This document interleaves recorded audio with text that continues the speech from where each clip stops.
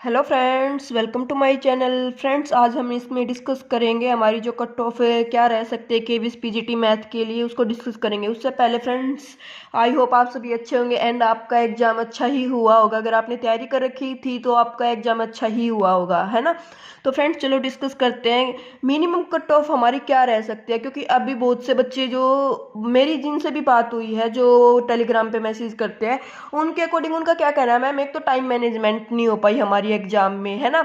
और सेकंड चीज, बहुत से बच्चों का ऐसा हुआ है कि लास्ट में उन्होंने ना फिलअप आंसर विदाउट क्वेश्चन देखे फिलअप किए हैं। तो उसके अकॉर्डिंग भी एक ये मैटर करता है कि हमारी कट ऑफ क्या रह सकते हैं, क्योंकि मैथ्स एक मिनट में मैथ का एक क्वेश्चन नहीं हो सकता। आई नो मैथ सब्जेक्ट जो है ना हमारा, वो इजी आया था, बट वो इतना भी इजी नहीं था कि विद इन 5, 10, 30 सेकंड हम आंसर दे देंगे। अगर किसी ने बहुत ज्यादा ही प्रैक्टिस कर रखी है तो वो आंसर दे सकता है, अदरवाइज क्वेश्चन सोल्व करने में टाइम तो लगता ही है ना फ्रेंड्स। 1 मिनट से ज्यादा किसी क्वेश्चन में 2-3 मिनट भी लग जाती है सोल्व करने में।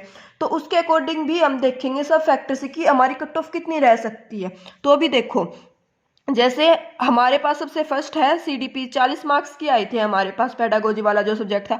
अब इसमें किसी ने कितनी भी तैयारी कर रखी होती है ये डिपेंड नहीं करता है, लेकिन हाँ प्रेजेंस ऑफ माइंड क्या होती है हमारे एग्जाम में, ये उस पर डिपेंड करता है। अगर किसी ने बिल्कुल सीडीपी की प्रैक्टिस नहीं की है लेकिन उसके भी 15 से 12 नंबर पेपर में इजिली आ जाते हैं। आप फर्स्ट टाइम कोई भी एग्जाम दो विदाउट एनी प्रिपरेशन, तब भी आप लोग देखते होंगे कि 12 से 15 नंबर तो हमारे आ जाते हैं। क्यों आ जाते हैं? क्योंकि वो हमारी जो प्रेजेंस ऑफ माइंड होती है ना एग्जाम में, जो हम पहले से जो हमने हमारा एक्सपीरियंस होता है उस बिहेव पे हम आंसर दे देते हैं और हमारे आंसर ठीक मिलते हैं। तो उसके अकॉर्डिंग ही देखने लग रहे हैं अभी हम। देखो सीडीपी 40 नंबर की जो आई थी हमारी, इसमें 22 से 25 नंबर पे हमारी मिनिमम नंबर आ सकते हैं 22।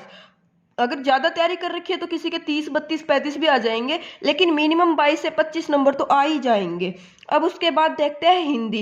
हिंदी में क्या है, हिंदी में एक तो पैराग्राफ आया था, अब उसका तो सब बच्चे आंसर दे ही सकते हैं ना, तो उसमें तो कोई प्रॉब्लम है ही नहीं। अब अगर बाय चांस आपको हिंदी ग्रामर नहीं आती है तब भी आपके 5 से 6 नंबर आ जाते हैं, क्योंकि एक फैक्टर क्या है, इसमें नेगेटिव मार्किंग नहीं थी, तो बच्चों ने अटेम्प्ट क्वेश्चन सभी किए हैं, है ना। तो हिंदी में जो नंबर है वो 5 से 6 नंबर इजिली आ जाएंगे, ये आप लोगों को भी पता है ना। उसके बाद आती है बात इंग्लिश की। अब मैथ वाले बच्चों की ना इंग्लिश में ये नहीं बोल रही कि वीक होती है, लेकिन हम जो वो ग्रामर वाला सेक्शन होता है ना उससे थोड़ा दूर हो जाते हैं मैथ की प्रैक्टिस करते करते, है ना। तो इंग्लिश में मैं नहीं बोल रही इंग्लिश में सब बच्चों के ज्यादा अच्छे नंबर आ जाएंगे, लेकिन फिर भी 4 से 5 नंबर आ जाएंगे। 4 नंबर तो क्योंकि आपने और भी कोई एग्जाम दिया होगा, आपके इतने नंबर हिंदी इंग्लिश में आ जाते हैं, आपने भी देखा होगा, है ना। उसके बाद देखो अभी कंप्यूटर।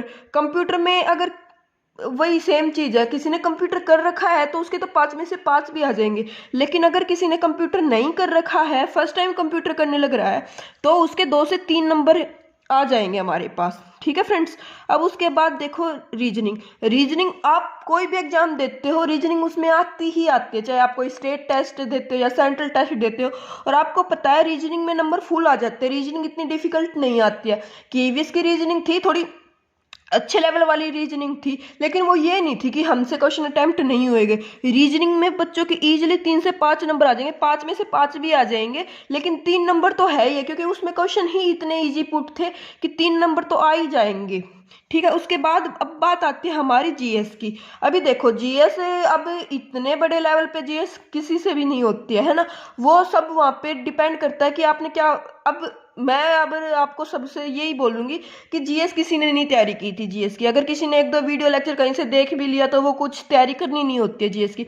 हाँ किसी का 6 में 6 आ गए, 7 आ गए, वो तुक्के पे डिपेंड करता है कि आप लोगों ने, क्योंकि आपने पता है सबने 10 के 10 क्वेश्चन अटेम्प्ट कर रखे। तो जीएस में 4 से 5 नंबर। ठीक है फ्रेंड्स, क्योंकि सेम जीएस का वही है कि आपने आंसर दिया है। ठीक है। अब उसके बाद आती है हमारे सब्जेक्ट पे बात। अब सब्जेक्ट पे पता है फ्रेंड्स क्या है, पेपर इजी आया था, लेकिन पेपर पूरा अटेम्प्ट होना विद इन 3 आवर्स, वो एक चैलेंज था हमारे सबके लिए ही चैलेंज होता है ना, टाइम मैनेजमेंट कैसे करते हैं।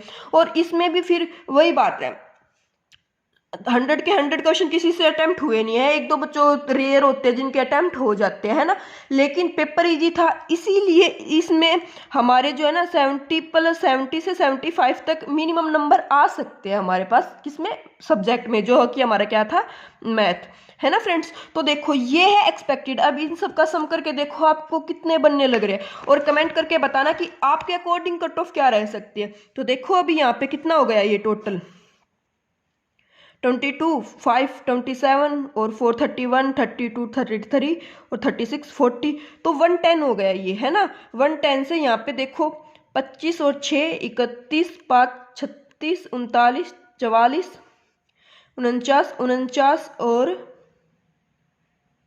114, है ना फ्रेंड्स। तो ये है हमारी एक्सपेक्टेड कट ऑफ। लेकिन अभी इसमें पता है फ्रेंड्स एक फैक्टर क्या है, क्योंकि हमें न्यूज़ सुनने को मिल रही है कि यहाँ पे ऐसे टीचर पकड़े गए, इतने पीसी के वो हुए हैं, 11 पीसी कहीं से कुछ, तो वो एक फैक्टर है, उससे हमारी कट ऑफ चेंज हो सकती है। अब ऑल ओवर इंडिया एग्जाम था, तो कितने बच्चों ने ऐसा करवाया है ये भी आपको तो सब पता है, अब ज़्यादा बोलने से कुछ फ़ायदा है नहीं, है ना।